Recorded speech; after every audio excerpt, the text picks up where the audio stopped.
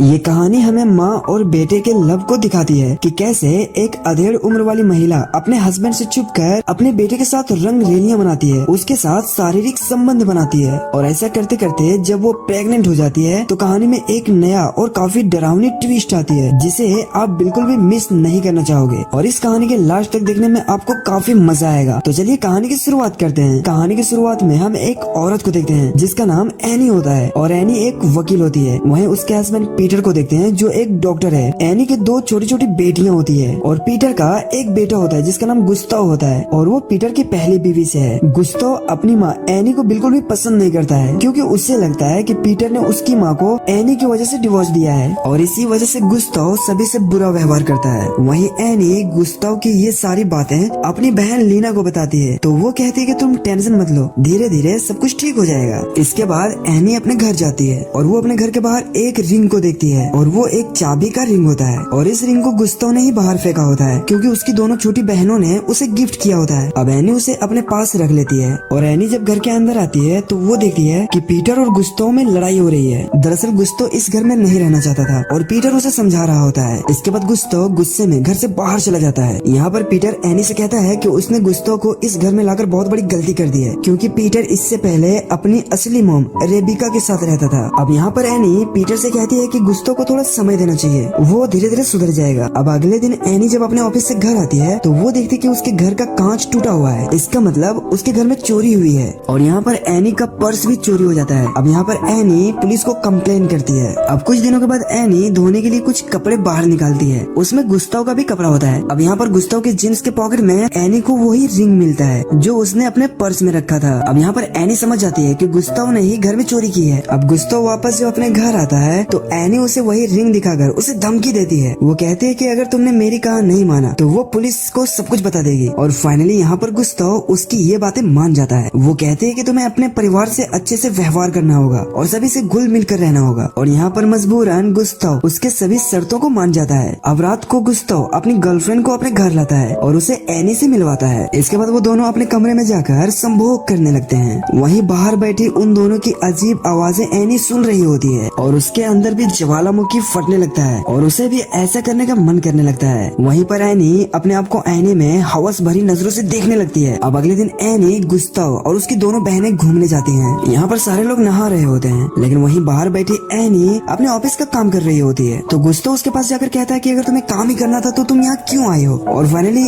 Any भी उसके साथ नहाने के लिए चली जाती है और यहाँ पर ये दोनों पानी में काफी मस्ती करते हैं। इसके बाद हम रात को देखते हैं जहाँ पर एनी और गुस्ताव साथ में बैठकर काफी बातें करते हैं। अब गुस्ताव के हाथों में टैटू देखकर एनी उसकी तारीफ करने लगती है। अब ये सुनकर गुस्ताव एनी के हाथ पर भी वैसा ही टैटू बना देता है। अब अगले दिन पीटर के काफी सारे दोस्त आए हुए होते हैं लेकिन एनी का ध्यान कहीं और होता है। यहाँ पर एनी काफी बोर हो रही होती है इसीलिए वो बाहर जाकर बैठ जाती है और तभी गुस्ताव सिगरेट पीने के लिए बाहर आता है। अब यहाँ पर एनी कहती है कि तुम कहाँ जा रहे हो, तो गुस्ताव उससे कहता है कि मैं ड्रिंक करने जा रहा हूँ और फाइनली ये दोनों एक बार में पहुँचते हैं। अब एनी यहाँ गुस्ताव से कहती है कि उस रात मैंने तुम लोगों की आवाज सुनी थी यार। यहाँ पर गुस्ताव हंसते हुए कहता है तुम पागल हो और तभी यहाँ उसके फोन में उसकी गर्लफ्रेंड एमेंडा का कॉल आता है। अब गुस्ताव यहाँ से जाने ही वाला होता है तभी एनी उसे रोकती है और बिना कुछ कहे उसे किस करने लगती है। अब यहाँ गुस्ताव को कुछ भी समझ नहीं आता, वो हैरान हो जाता है और वहाँ से चला जाता है। अब घर आने के बाद पीटर एनी को डांटने लगता है। वो कहता है कि घर में मेहमान आए थे और तुम बाहर घूम रही थी, तुम्हारी वजह से मुझे उन लोगों के सामने शर्मिंदा होना पड़ा। इसके बाद हम देखते हैं कि एनी हमेशा सिर्फ गुस्ताव के बारे में ही सोचती रहती है। दरअसल एनी को गुस्ताव से प्यार हो गई होती है, वो उसके साथ संभोग करना चाहती है, उसके मन में एक लालच बैठ गई है और हर वक्त बस वो गुस्ताव के बारे में ही सोचती रहती है। और जब उससे बिल्कुल भी कंट्रोल नहीं होता तो वो अचानक एक रात वो गुस्ताव के कमरे में घुस जाती है। अब ऐसे आधी रात को आधे कपड़े में वो अपनी मॉम को अपने कमरे में देखकर काफी हैरान हो जाता है लेकिन वो कुछ समझ पाता उससे पहले एनी उसे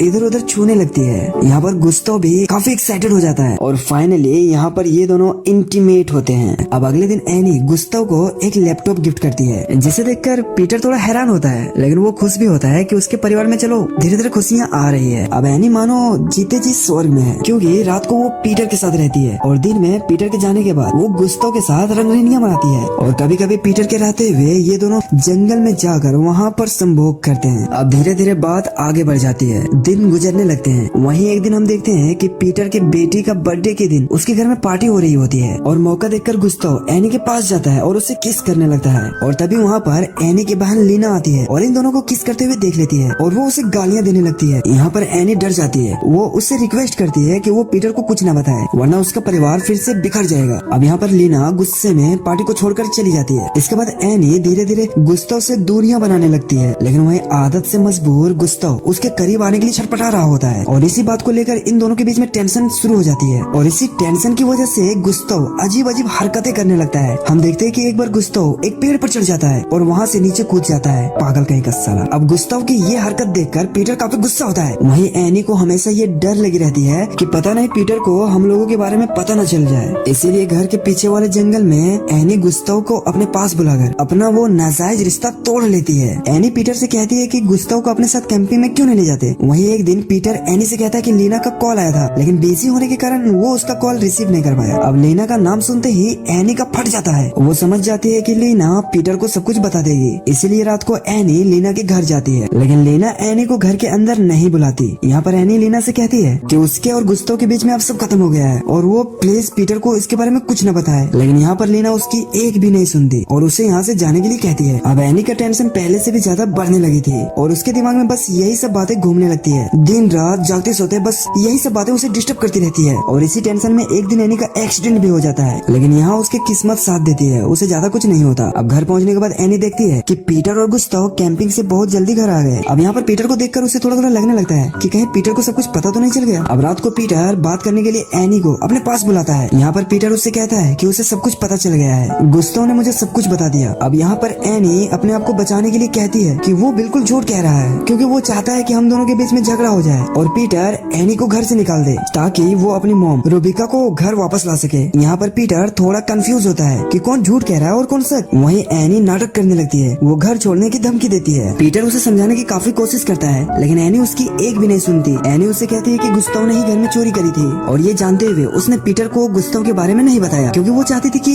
गुस्ताव और पीटर मिल कर रहे। अब यहाँ पर पीटर को एनी की बातें में कुछ सच्चाई नजर आने लगती है और यहाँ पर पीटर एनी को रुकने का रिक्वेस्ट करती है। यहाँ पर एनी उससे कहती है कि वो रुकेगी, लेकिन उसका एक शर्त है, गुस्ताव को इस घर से बाहर निकालना होगा। अब अगले दिन हम इन तीनों को बैठकर बातें करते हुए देखते हैं। यहाँ पर पीटर गुस्ताव से कहता है कि उसने एनी की वजह से रूबिका को नहीं छोड़ा था, इसीलिए वो एनी से नफरत करना बंद करे और हाँ, उसके बारे में झूठ बोलना भी बंद करे। गुस्ताव यहाँ हंसने लगता है। गुस्ताव कहता है कि ये औरत उसको धोखा दे रही है। यहाँ पर गुस्ताव गुस्से से एनी के मुंह में थूकता है और घर छोड़कर चला जाता है। अब गुस्ताव के जाने के बाद पीटर उसे बहुत मिस करता है और दिन रात बस उसी के बारे में सोचता रहता है। अब एक दिन गुस्ताव एनी के ऑफिस जाता है और उससे कहता है कि वो पीटर को सब कुछ सच बता दे, वरना गुस्ताव उस पर सेक्सुअल हरासमेंट का केस कर देगा। यहाँ पर गुस्ताव की बातों का एनी पर कोई भी फर्क नहीं पड़ता, क्योंकि वो खुद ही एक अच्छा वकील होती है, बल्कि उल्टा एनी उसे कहती है कि अगर वो घर वापस आना चाहता है तो उससे पीटर से कहना होगा कि उन दोनों का अफेयर की बात झूठ थी, वरना घर आना भूल जाए। अब ये सुनकर गुस्ताव को काफी बुरा लगता है और इसके बाद हम क्रिसमस वाली रात को देखते हैं, जहाँ पर ये लोग क्रिसमस की पार्टी मना रहे होते हैं। अब पार्टी खत्म होने के बाद गुस्ताव पीटर से मिलने के लिए आता है, लेकिन एनी उसे घर में नहीं घुसने देती, बाहर से ही भगा देती है। गुस्ताव इतना टूट जाता है कि वो रास्ते पर बैठकर रोने लगता है। अब इसके कुछ दिनों के बाद देखते हैं जहाँ पर एनी के बर्थडे का पार्टी मनाया जा रहा था। अब यहाँ बर्थडे पार्टी में लीना भी आई होती है, क्योंकि अब लीना और एनी के बीच सुलह हो गए हैं और अभी तक लीना एनी की बातों को पीटर को नहीं बताई होती है। और तभी पीटर को रेबिका का कॉल आता है। वो उससे कहती है कि गुस्ताव हॉस्टल से गायब है और क्रिसमस के बाद से ही उसे किसी ने नहीं देखा, लेकिन पीटर उसकी ये बातें इग्नोर कर देता है, क्योंकि उसे लगता है कि ये भी कोई गुस्ताव की ही शरारती होगी। अब अगले दिन पुलिस का कॉल आता है। अब एक दिन पुलिस का कॉल आता है, वो कहता है कि उसे एक डेड बॉडी मिली है और शायद गुस्ताव का भी हो सकता है, इसीलिए वो आकर डेड बॉडी का पहचान करे। पीटर चला जाता है। वहीं एनी को काफी टेंशन होने लगती है, क्योंकि क्रिसमस की रात उसी ने उसको डांट कर यहाँ से भगाया था। अब रात को पीटर एनी से आकर कहता है कि गुस्ताव की मौत हो चुकी है और उसका डेड बॉडी कैंपिंग में पीटर का इंतजार कर रहा था। वो पीटर से बात करना चाहता था, लेकिन वहाँ पर हैवी स्नोफॉल होने के कारण गुस्ताव का फ्रीज होने के कारण मौत हो गया। और इन सब बातों को सोचकर यहाँ पर ये दोनों रोने लगते हैं। यहाँ पर एनी पीटर को हौसला देने की कोशिश करती है, लेकिन पीटर यहाँ काफी गुस्से में होता है। वो उसके मुंह दबाकर उसे चुप रहने के लिए कहता है, क्योंकि वो उसे भी गुस्ताव के मौत का जिम्मेदार मानता है। अब अगले दिन पीटर, एनी और उसकी दोनों बेटियां गुस्ताव के फ्यूनरल के लिए निकल जाते हैं और सबके चेहरे पर मायूसी दिखती है और यहीं पर ये कहानी खत्म हो जाती है। गाइस, अगर आपको ये कहानी थोड़ी सी भी अच्छी लगी हो तो वीडियो को लाइक करके चैनल को सब्सक्राइब जरूर कर लेना गाइस। तो मिलते हैं कल नई वीडियो के साथ।